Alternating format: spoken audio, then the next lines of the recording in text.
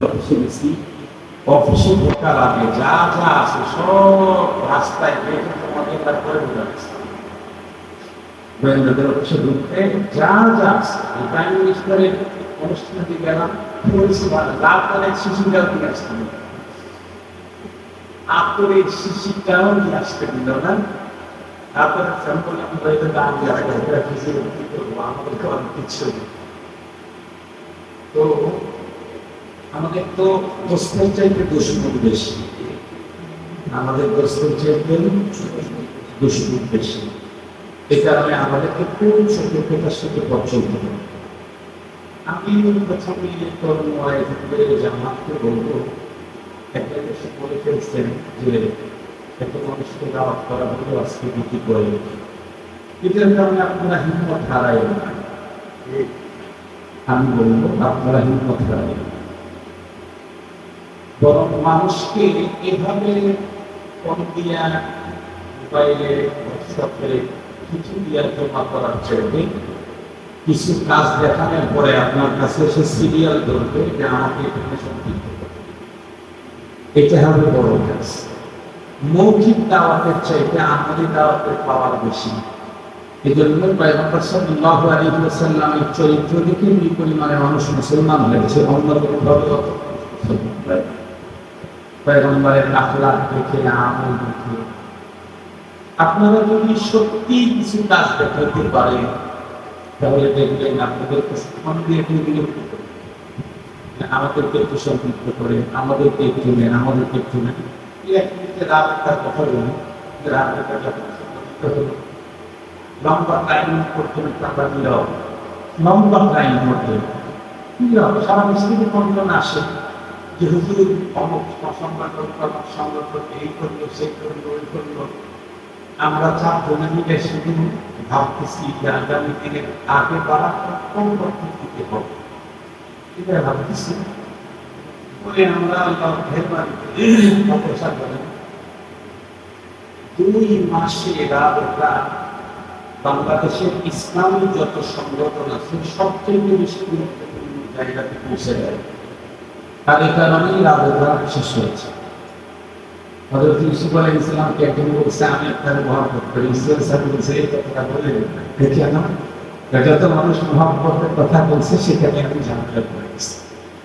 রাবেতার একই অবস্থা হয়েছে। আমি অবশ্য রাবেতা সম্পর্কে আমাদের নেতাজিকে বলছিলাম যে এই জিনিস হঠাৎ বেড়ে যায়, এটা কিন্তু স্থায়িত্ব বেশি হয় না, আমার খুব সংখ্যা লাগে। শেষ পর্যন্ত তাই হয়েছে।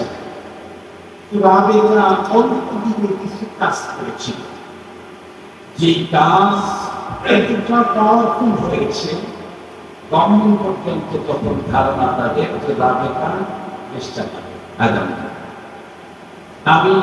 আমরা ক্রাইসিস পিরিয়ড পার হওয়ার 1 বছর পরে কমলাই গেছি।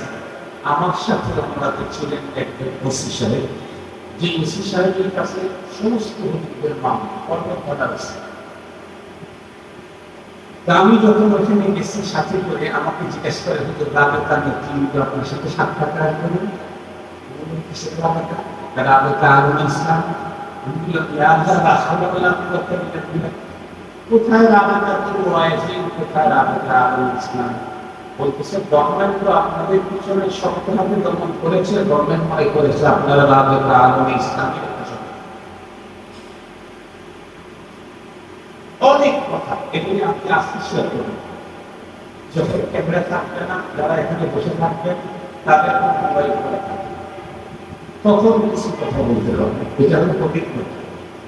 আলেমকে জিজ্ঞাসা করার চাইতে অভিজ্ঞকে তাদের কাছে জিজ্ঞাসা করার কথা বলা হয়েছে। ওনারা যেটা উসুলি কথা বলেছেন আরো আলোচনা হতে হবে, এবং সে আলোচনা তলব নিয়ে আসতে হবে, আলোচনা শোনার জন্যই আসতে হবে মানসিকতা। তাহলে এই আলোচনা থেকে আপনারা মুস্তাফা করতে পারবেন। এই জন্য আমি শুধু যারা আগাইছে তাদের হিম্মত আফজালির জন্য বলবো যে আজকে প্রকাশে হিম্মত ভাঙবার কিছু না, বরং যে কয়েকজন আসতে সেই কয়েকজন সুসংগঠিত হয়ে বড়দের কাছে স্পেশাল নিগরানি পর্যায়ে আপনাদের সফলতা দেখে অন্যরা আপনাদের সাথে সম্পৃক্ত হওয়ার জন্য সিরিয়াল। এই হলো 1 নম্বরের কাজ। দুই নম্বরের একটা কথা কি বলতেই হবে, পৃথিবীর কোনো মানুষ টার্গেট ছাড়া কাজ করে না।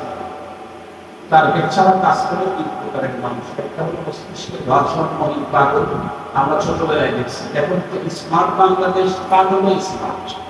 ডিজিটাল বাংলাদেশ, পাগলও ডিজিটাল। আগে পাগলদেরকে দেখছি সকাল থেকে সন্ধ্যা পর্যন্ত কাজের উপরে ভাগ নিয়ে চলছে। এই পাতা, ওই ন্যাকড়া, ওই কেনা, ওই ময়লা, এগুলো সারাদিন হয়তো একটা ওখান থেকে সরাইলে তাকে মারার জন্য উদ্যত হতো। বিকেল বেলায় সব ফেলে ফেলে চলে এরকম পাগলের কাজ ছিল। পাগলের কাছে কোনো টার্গেট নাই, আর অপ্রাপ্তবয়স্ক শিশুর কাছে টার্গেট নাই। এছাড়াও পৃথিবীর কোনো মানুষের টার্গেট নিয়ে কাজ করে। কোরআনে হাকিম আল্লাহ নিজেই বলেন, আফাহাসিবতুম আন্নামা খালাকনাকুম আবাসা, আমি কি তোমাদেরকে টার্গেট ছাড়া তৈরি করেছি? আল্লাহ পাক এই পৃথিবী তৈরি করার পেছনে তার টার্গেট আছে। আর দুনিয়া খলিফাত লাকুম ওয়া আনতুম খলিফাতুল আখিরাহ। আমরা যারা বয়ানের ময়দানে বের হচ্ছি, হতে যাচ্ছি, আমার টার্গেট, আমি কেন এই ময়দানে আসছি? কেন? আপনার নাজরীন, আমাদের টার্গেট থাকতে হবে রাসূল কারীম সাল্লাল্লাহু আলাইহি ওয়াসাল্লাম আল্লাহ পাক আমাদেরকে যে দায়িত্ব দিয়েছেন দাওয়াতের কাজ, সেই কাজটা করার জন্য আমি এসেছি। দায়িত্ব যিনি দিয়েছেন সেই কাজটা যদি আমি করতে চাই, তাহলে আমার তরিকায় করলে তো ওই দায়িত্ব পালন হবে, তাদের তরিকায় করতে হবে, তাহলে দায়িত্ব পালন হবে।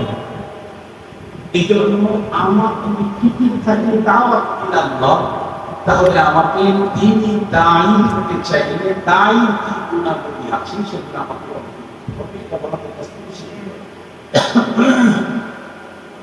আমাদের কৃষক বলছেন নাকালি, বড় সুন্দর কথা বলেছেন। নাকালি দরকার নাই, তবে পৃথিবীতে যত মানুষ বড় হয়েছে নিজের তরফ থেকে হয় না, আর একজনের নকল করেই বড় হয়েছে। এটা একটা আহমিয়ত করছে কথা।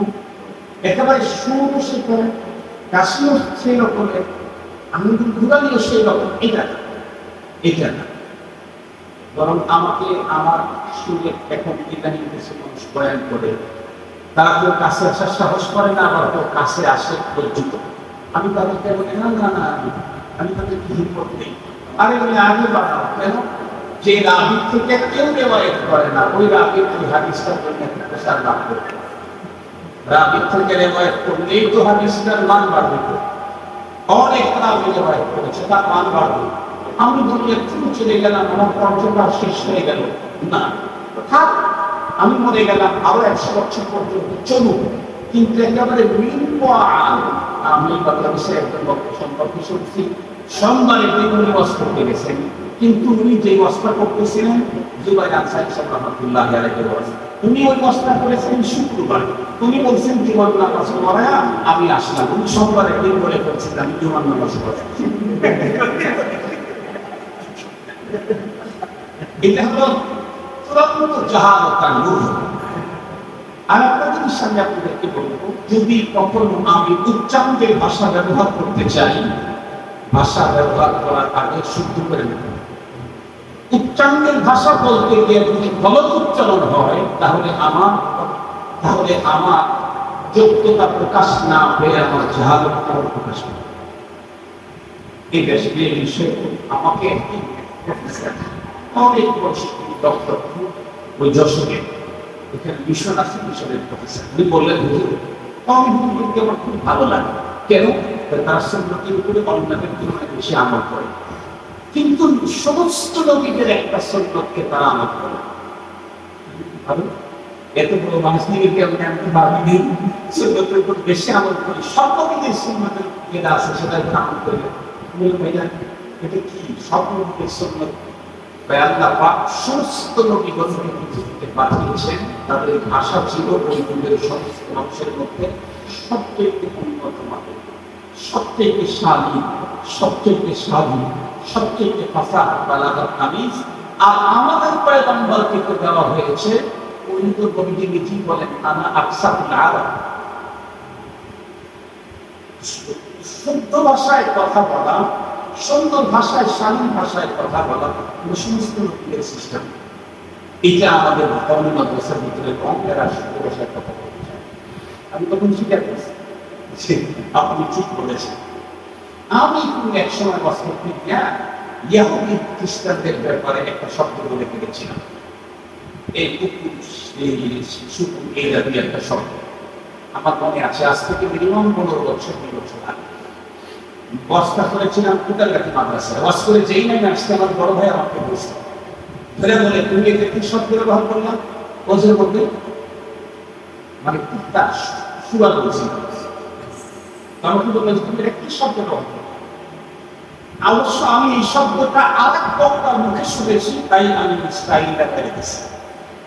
সেও বড় বক্তা, তারপর উত্তর বলল, আমাকে আমার ভাই বলে তুমি কার মতো হতে চাও, কার বেছে তুমি কি অমুক অমুকের মতো হতে চাও, আমাদের উত্তরবঙ্গের দুজনের নাম বললেন, নাকি অমুক অমুকের মতো হতে চাও, দক্ষিণবঙ্গের দুজনের নাম বললেন, তুমি কি হুসাইনের মতো হতে চাও, হাবিবুল্লাহ মিসবার মতো হতে চাও, না অমুক অমুকের মতো হতে চাও।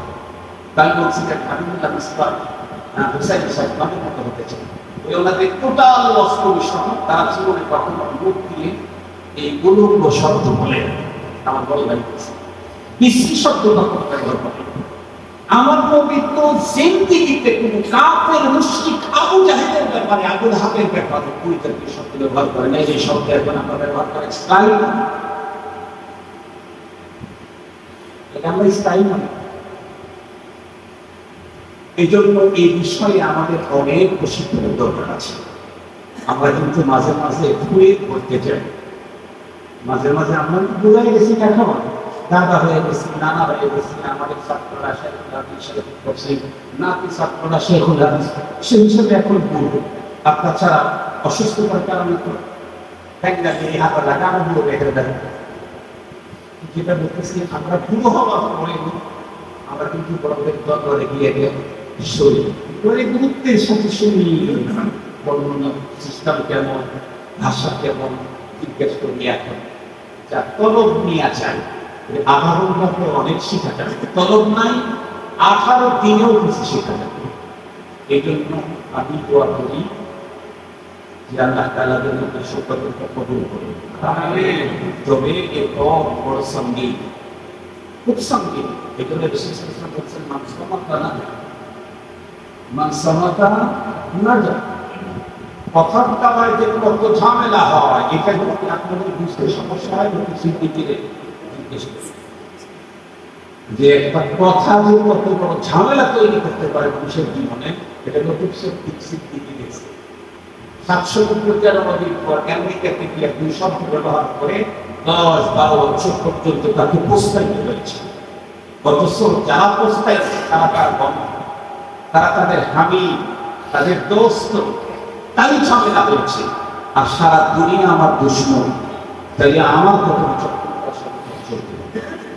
সারা দুনিয়া আমার দুশ্মন, আমার ঘরে আমার দুশ্মন, আমার ঘরে আমার দুশ্মন। এখানে বসছি, আপনি কি মনে করছেন আমার ভাইরাই গিয়ে দেখেন এখন ওদেরকে তাদের পেরেশানি, টেনশন, তোমরা কোন জায়গায় খোঁজ, তোমরা কোন জায়গায়, এটা তো আলোচনা। দিন যত পূর্বে কথা বলা যত কঠিন হবে। আমরা দেখছি ছোটবেলায় মুরব্বীরা কত কথা বলতেন, কত কথা বলতেন। শেখুল ইসলাম আল্লাহ মুহাম্মদ শফিক সাহেব রাহমাতুল্লাহি আলাইহি তেতুল শব্দটাই সারা দুনিয়াকে নাড়ায় দিয়েছে। শেখুল ইসলামের ওজন যার কাছে প্রাইম মিনিস্টার মাথা নত করে দিয়েছে, তার তেতুল শব্দটা সারা দুনিয়া নাড়ায় দিয়েছে। তাহলে শব্দ প্রয়োগের ব্যাপারে আমাকে কতটা সতর্কতা অবলম্বন করতে হবে এই ব্যাপারে, নাইলে 3 টাকা ইনকাম করতে গিয়ে 3 লাখ টাকার মামলা মাথার উপরে নিয়ে ধরতে হবে। আপনার ঘুম হারাম হবে, আপনার পুরো ফ্যামিলি তো অসুবিধা।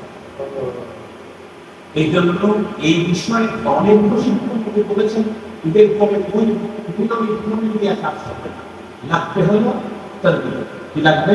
লাগবে হলো প্রশিক্ষণ, লাগবে হলো তারবিয়ত। তারবিয়ত লাগবে, প্রশিক্ষণ লাগবে।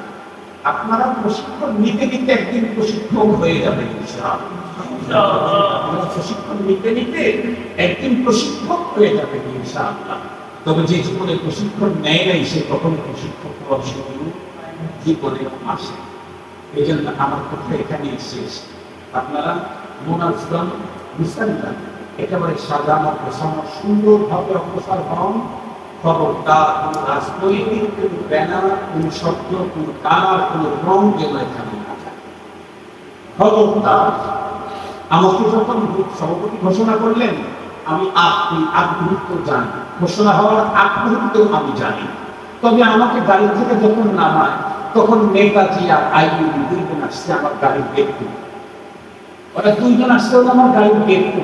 আমি খুব বলদ তাই, আমি এখনো বলদ তাই, আমি এটা বুঝিনি যে ওরা আমার দেখতে দেখেন। আবার নামানোর সময় আমাকে বলতো যে বর নামাইতেছে, আমি তাও মামুন ভাই আমাকে সবসময় ইয়াকি করে, মশাই করে, আমি গ্রামের একটা বলদ হিসেবে মাঝে মাঝে ইয়াকি করে, মানে ওরকম ইয়াকি করতেছে। পরে যখন আমি সব ঘোষণা করছি, তখন আমার ওই সব একের পরে 103 সেরা হয়ে গেছে। এই কারণ তো আমি পরে কেটে দিয়েছি। আমি হুজুরকে বলছি, আমার শেখ সবচাইতে পাকা মানুষ হলো আমাদের হযরত যেটা বলছেন আবুল কালাম, কথার পিতা, সেটা হলো বক্তা। ভিতরে কিছু থাক না থাক, কিন্তু তার মুখে মনে হবে জানো না বুঝে, এই তো বক্তা। ভিতরে কোনো মাল থাক আর না থাক, ওই বিড়ি সিগারেটের দোকান দেখেন না, মাল সাপারের সাথে পরিমাণ লেগে আছে, ভিতরে দোকানদার কি দেখা যায়? সাধারণ মানুষ মনে করবে হায় হায় বাইরে এত মাত্রে ভিতরে বাকি, কিন্তু ভিতরে উপযোগীকে দেখবেন সেটা লেখা আছে একটা বাড়ি কিছু নেই। ম্যাক্সিমাম বক্তার অবস্থা হলো এই পান সিগারেটের দোকানের উপরে কথার সামনে কখন টিকতে পারবো। আমি একটা বড় গ্রামের মানুষ, আমি কেটে যে বলছি বহু মানুষকে ডাক্তার ছিলেন, আমি কিন্তু আমি জীবনেই সংগঠন করি, আমি কোনো সমিতিরও কোনোদিন সভাপতি ছিলাম। হুজুর তখন আমাকে বলতেছেন যে আপনাকে বানানোর পিছনে সবচেয়ে বড় কারণ হলো বাংলাদেশের হুজুরদের যে কোনো সংগঠন অরাজনৈতিক হিসাবে শুরু করে কয়েকদিন পরে রাজনীতি যেই রং লাগে তখন এটা নষ্ট হয়ে যায়। এই জন্য আপনাকে এখানে বসায় দিয়েছি, আপনি থাকা পর্যন্ত রাজনৈতিক কালার না। এটা কিন্তু বড়দের অভিজ্ঞতা। আরো একটা অভিজ্ঞতা আছে, মনে রাখবেন, আজকে বলে দিই, আমাদের দিনই কাজগুলি ইখলাসের সাথে শুরু হয়, কিন্তু নেভার দিয়ে শেষ হয়। ইখলাসের সাথে শুরু হয়, নেভার দিয়ে শেষ হয়। আমার আলোচনা এখানে শেষ। আপনারা সুন্দরভাবে আগাইতে থাকেন, সাজানো গোছানো তরিকা, তাদের যাদের জীবনে অভিজ্ঞতা আছে, সংগঠন যারা করেছেন আমার কাছে আসলে আমি তসবিহাতের সফল করতে পারবো। সংগঠনের তরিকা থেকে গোলাম মোল্লা সাহেবের কাছ থেকে রাজধানী সংগঠন ওইখানে দেখতে হবে। যার কাছে যেটা পাওয়া যায়, চাউলের জৈব যেমন চাউলের আবাদ যায়, কাঁচামালের জৈব যেমন মাছের দোকানে যায়, আমাদেরকে আগামী দিন বছর পিছনে যার কাছে যেটা আছে সব বিহাজারি মানুষ উনি করবেন, শ্রেদ্ধা উনি করবেন, ফেরাত উনি করবেন, দুনিয়া এরকম। এই জন্য এভাবে আপনারা চলেন, ইনশাআল্লাহ। আপনারা যদি আমাদেরকে মুরব্বী হিসাবে চান, আমি এবং আপনি চেষ্টা করবো আমার চেয়ে যোগ্য মানুষকে আপনাদেরকে এখন আমার দিনের মধ্যে আসছে। যদি আপনারা 20 জন আসছে, 50 জন যদি হন, সবাইকে নিয়ে আত্মশুদ্ধি করতে পারে এমন একজন শেখের কাছে কিন্তু এক সময় করে 3-50 জন যদি আমি সহ যাই, দেখবেন 3 বছরের মোতালার চাইতে আহমদাদের দরবারে 3 ঘন্টার সহমতে আপনার ফায়দা। 3 বছরের মোতালার চাই। আমি আমার আমার মতো ছোট মানুষ, অযোগ্য মানুষকে আপনারা আমাকে অনেক বড় জায়গায় বসে আছেন, এই জন্য আপনাদের শুকরিয়া।